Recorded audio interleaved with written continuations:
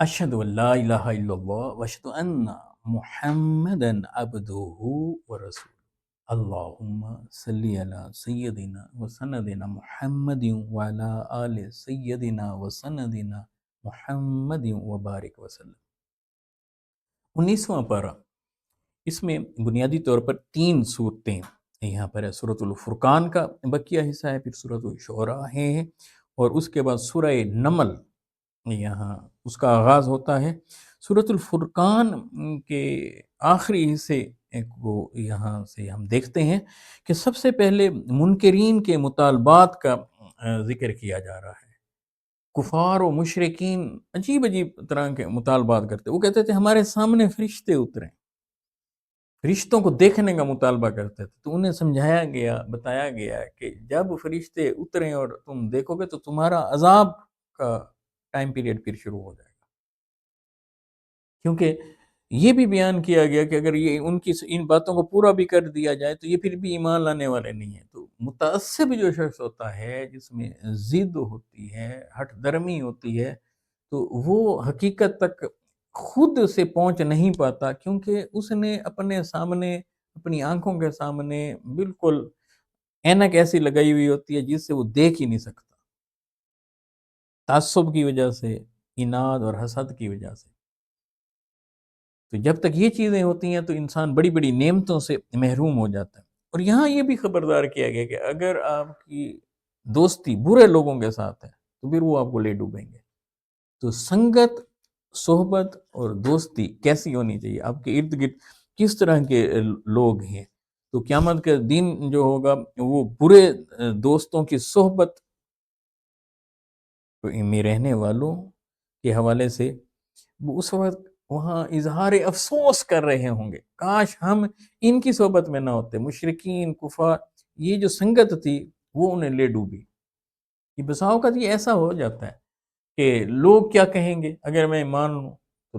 اگر میں یہ کر لوں تو لوگ کیا کہیں گے۔ اس پہلو کو، انسانی نفسیات کے اس پہلو کو یہاں پر بڑی خوبصورتی سے بیان کیا گیا۔ سورۃ الفرقان کی سب سے اہم جو چیزیں ہیں وہ یہ ہے کہ یہاں عباد الرحمن کی وہ چیدہ چیدہ خوبیاں بیان کی گئی ہیں۔ قریب 12 خوبیاں ایسی ہیں جس کو یہاں پر ذکر کیا گیا ہے،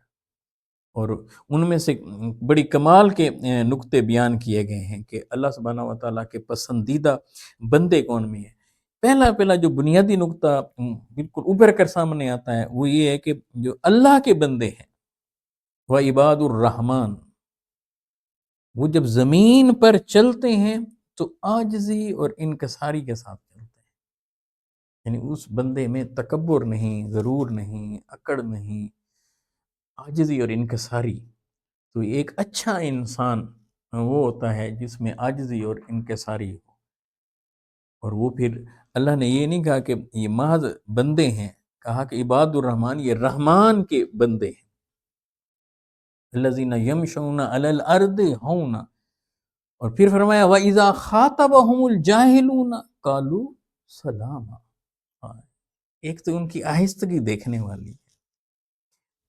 ان کی ٹور میں عاجزی ہے، انکساری ہے، اکڑ نہیں، تکبر نہیں،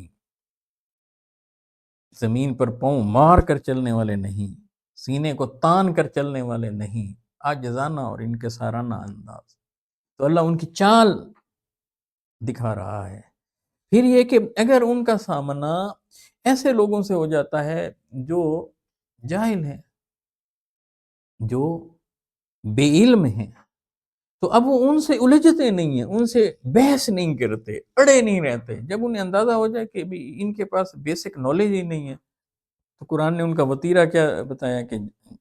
جوہلا مل جائے، تو بجائے ان سے الجھنے، لڑنے، جھگڑنے کے وَإِذَا خَاطَبَهُمُ الْجَاهِلُونَ قَالُوا سَلَامًا، تو وہ ان پر سلام کر کے گزر جاتے ہیں، انہیں سلامتی کی دعا دیتے ہیں، یہ کہتے ہیں سلامت رہو بابا، ہاں ہاں سلامت رہو،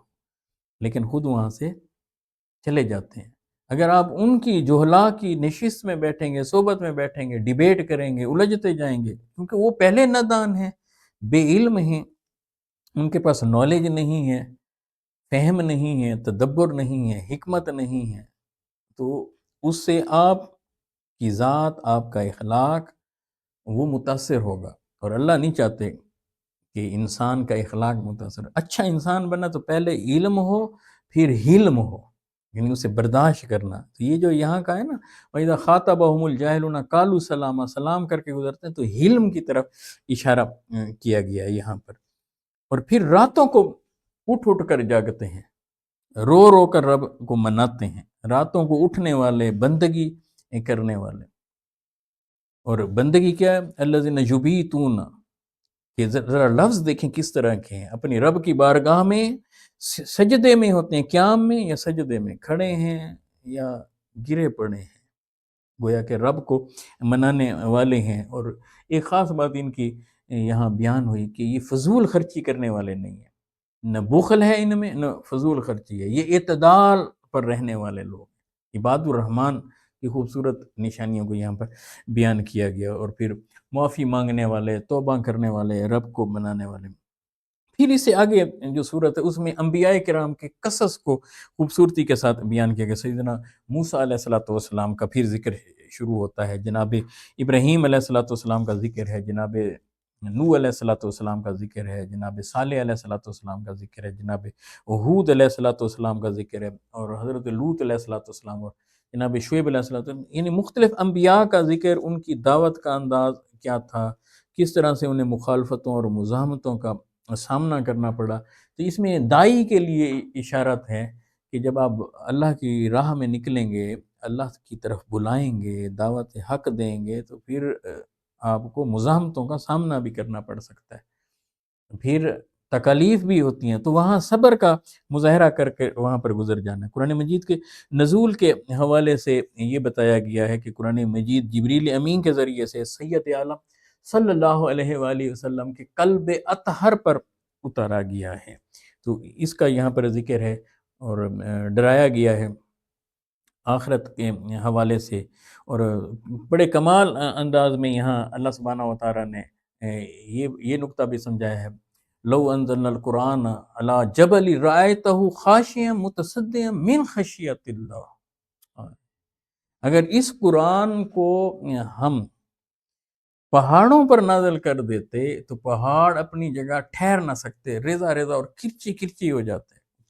وہ قرآن قلب اطہر ہے محمد مصطفیٰ علیہ السلام، جسے دنیا کے پہاڑ مل کر نہ سہار سکیں، وہ قلب اطہر ہے سید عالم صلی اللہ علیہ وآلہ وسلم پر اترا، اور آقا علیہ السلام کے نرم و نازک دل نے اسے سہار لیا ہے۔ قلب اطہر کی طاقت کا عالم یہ ہے کہ دنیا کے پہاڑ جسے نہ سہار سکیں، وہ مصطفیٰ علیہ السلام کا دل اسے اٹھا لے، تو ذات مصطفیٰ علیہ السلام کی طاقتوں کا عالم کیا ہوگا، یہاں اشارہ ہے۔ پھر سورہ نمل ہے جہاں سیدنا موسیٰ علیہ السلام اور سیدنا سلیمان علیہ السلام ان کا خصوصیت کے ساتھ